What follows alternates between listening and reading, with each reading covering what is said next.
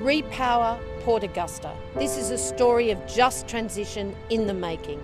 A community plan for a solar thermal plant, a source of energy that would allow workers to transfer from the defunct coal-fired power station. Indeed, it's all there. A company willing to build, the community behind it, the workers having hope for a future, but the company wasn't honest. It actually didn't tell the truth about the shutdown date. So there's a hiatus, but it's still possible. We just need what was missing in the first place, a sense of government urgency to make it happen. Repower Port Augusta, solar thermal, it's part of the future. Let's see it done.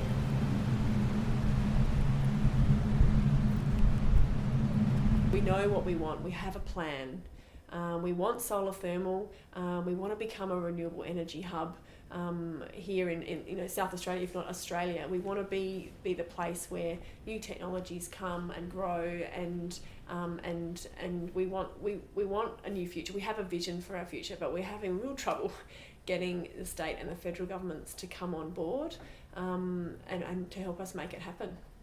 From my background, from an Aboriginal perspective, that we always believe that a discussion table creates a community in unity, and why can't the mainstream community do exactly the same thing the way that the Indigenous people have done for many years?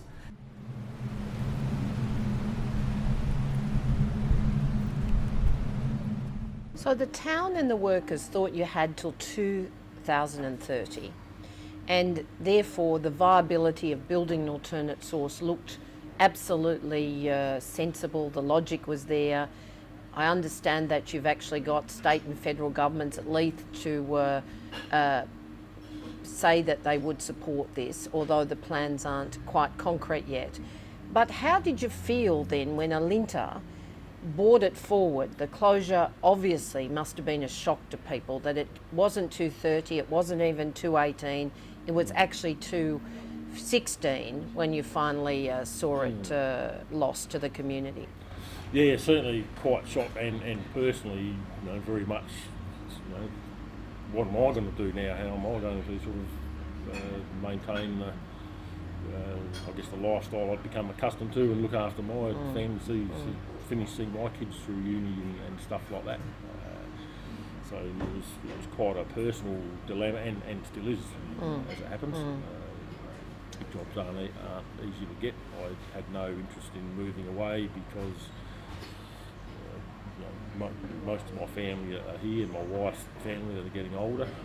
Well, business has certainly slowed down, but I think it's probably more a confidence thing that's slowed it down more than an economic thing. I think people is probably a little bit uncertain of things and a little bit more doom and gloom, a bit more bad news in the air. We've certainly had plenty of that recently, and I think that's just dented confidence, and people are a little bit scared to spend money. There could have been a lot more planning in, the fact that they always knew that the power station was going to close. It always had a limited life. So, a little bit of planning, pre-planning by the governments ahead might have been good, instead of them all passing it on to the next government and just ignoring it. So, they should have had it already sorted by now to move on into the future.